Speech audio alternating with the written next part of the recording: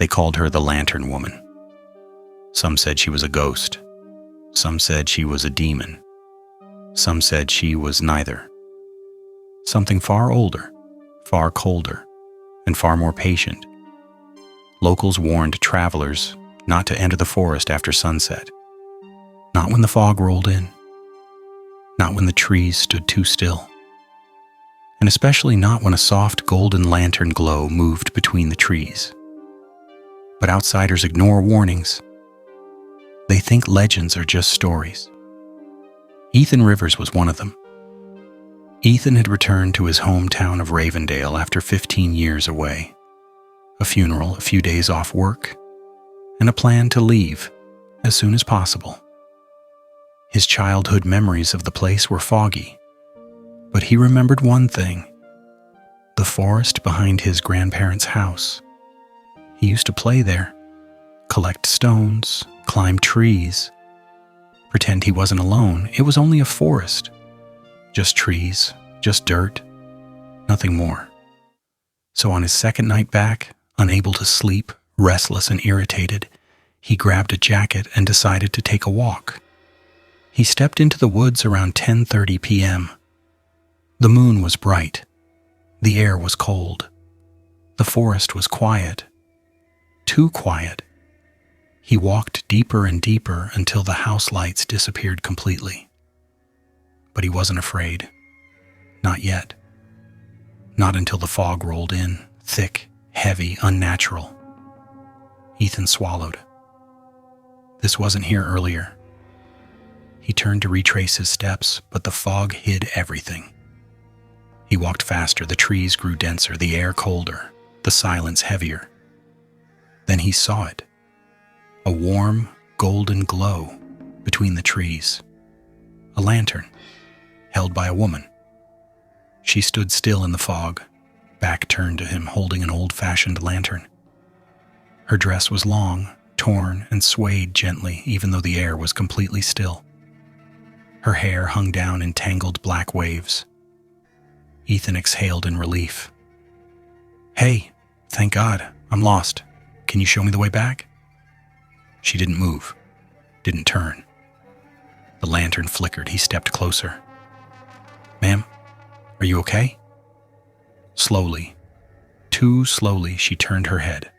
Only her head. Her body remained facing forward. Her face was hidden by a curtain of hair, but Ethan felt something in the air shift. Something ancient. Something wrong. Her voice drifted out, soft, melodic, echoing slightly as if layered with another voice beneath it. "You're lost, aren't you?" Ethan stiffened. "Yes. Can you help me?" The lantern woman tilted her head. "Follow me." She turned and began walking deeper into the forest. Her lantern glow brightened, illuminating the fog. Ethan hesitated. Something felt off. But what choice did he have? He followed. She walked slowly, lantern swaying gently, never making a sound. Her feet didn't disturb leaves, didn't crunch twigs, didn't make footprints. Ethan tried to calm himself. "Do you live around here?" No answer. "How far is the way out?" Still silence, but after a minute she whispered, "Not far now." Her voice carried warmth, but also a strange vibration that made the hairs on Ethan's neck rise. As they walked, he noticed something odd. The more he followed her, the thicker the fog became. The air turned colder. The trees grew darker. The forest felt wrong. Ethan slowed down. "This doesn't feel like the right direction." She stopped too. Slowly, she turned to face him. Her hair still hid her face entirely. Her lantern light flickered. "You must keep following." Ethan frowned. "I think I should go back." Her shoulders twitched. "You don't want to be alone in here."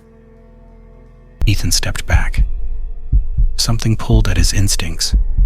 Run, run now. But the lantern woman lifted her lantern slightly. Its warm, golden light seemed to wrap around him like a comforting blanket. "You came all this way," she whispered gently. "Don't leave me alone." Her voice was sad, too sad. Ethan felt guilt twist inside him. This woman was lost too, maybe scared, maybe lonely. "Okay," he murmured. "Lead the way." She continued walking, and he followed. After what felt like 20 minutes, Ethan realized something horrifying. The forest didn't look familiar. The ground didn't look familiar. Even the trees seemed unnatural. Wrong shapes, twisted silhouettes, like they'd grown in pain. He stopped abruptly. "I want to go back." This time she didn't stop, didn't turn, didn't speak. "Hey," I said, "I want to go back." Her lantern flickered violently. Finally, she turned around. Slowly, very slowly, her hair parted slightly. Ethan's blood froze, because beneath that hair, he saw no eyes, just empty, blackened sockets, burned, hollow, dripping ash. Her smile spread across her face, wide, cracked, impossibly unnatural. "You came too far to go back." Ethan stumbled backward. "What are you?" She lifted her lantern. Now the light was no longer warm, no longer golden. It was white hot, blinding, hungry. And her voice, no longer soft, echoed with something ancient and furious. "You followed me." Fog surged like a wave. Trees groaned. The temperature dropped instantly, frosting the ground. Ethan turned and ran. Branches whipped his arms. Roots caught his feet. Fog swallowed everything. Behind him, he heard soft footsteps. Slow, steady. And then her voice drifted through the trees. "Why are you running? I'm showing you the way." Ethan ran harder. The footsteps remained slow. She didn't need to hurry. She knew the forest better than he did. He stumbled, fell, scraped his palms. A glow appeared behind him. The lantern, closer than before. "Come back." He forced himself up and sprinted, chest burning. He didn't know where he was going, just away from her. But the forest twisted, paths looping, fog thickening, every direction wrong. He collapsed behind a fallen log, gasping. Silence. Then, soft, wet footsteps in the fog, getting closer. Ethan covered his mouth. Her lantern glow approached slowly, too slowly, as if savoring the moment. She stopped on the other side of the log. Her voice came out hollow. "Ethan." His stomach dropped. He hadn't told her his name. "Ethan," she whispered again. "Look at me." No, he wouldn't. He squeezed his eyes shut. Her voice changed, low, layered, ancient. "Look at me." Something cold brushed the back of his neck. He jerked away. Her lantern light flared. His vision went white. When Ethan blinked his eyes open, the forest was gone. He stood in a vast, empty, white expanse. Fog swirled endlessly. Shadows moved far in the distance. Whispers echoed in every direction. The lantern woman floated a few meters ahead, lantern glowing like a dying star. Behind her, he saw others, shapes, dozens, people walking endlessly, aimlessly, lost souls, their eyes hollow, their movements sluggish, trapped. "You see now," she whispered. "Once you follow me, you enter my world." "This," Ethan breathed heavily, "this isn't real. It can't be real." She stepped closer. Her feet didn't touch the ground. Her lantern light flickered. "This forest belonged to me long before your kind came. I guided travelers home." Her voice softened. "But over time, they stopped listening, stopped seeing me. They feared me. They ran from me." Her empty eyes dripped black tears. "So now, I keep them here, where they will never be lost again." Ethan felt cold dread sink deeper. "You don't guide anyone, you trap them." Her smile stretched wide. "Guiding, trapping. Is it not the same when they belong to me?" Fog twisted into long skeletal arms behind her. "You followed me willingly. You're mine now." "No," Ethan whispered. "No, I'm leaving." She tilted her head. "You cannot. I can." He reached for the lantern. She hissed. Ethan grabbed it with both hands. The world instantly exploded with sound. Screams, whispers, crying, begging, countless voices. The lantern woman lunged at him, claws forming from fog. "Let go!" Ethan tightened his grip. The lantern seared his palms. Pain shot up his arms, but he held on.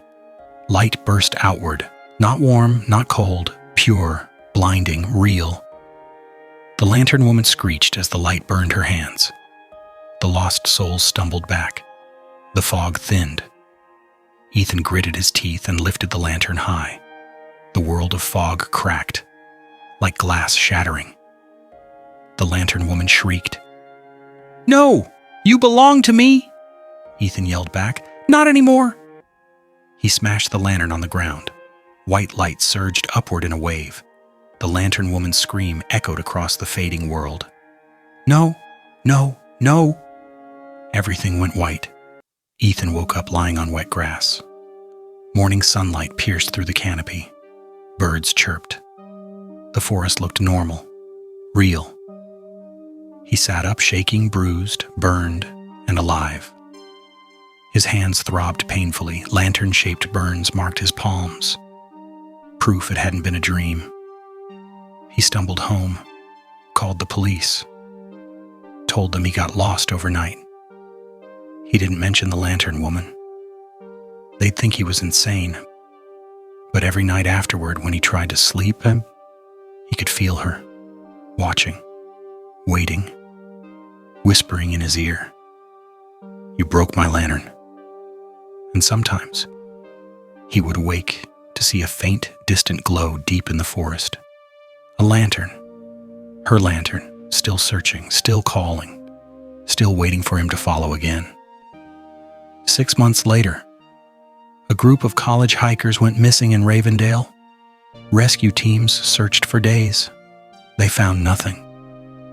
Except for one strange detail, every search team reported seeing a soft golden glow floating through the trees at night. When they tried to approach, it flickered away.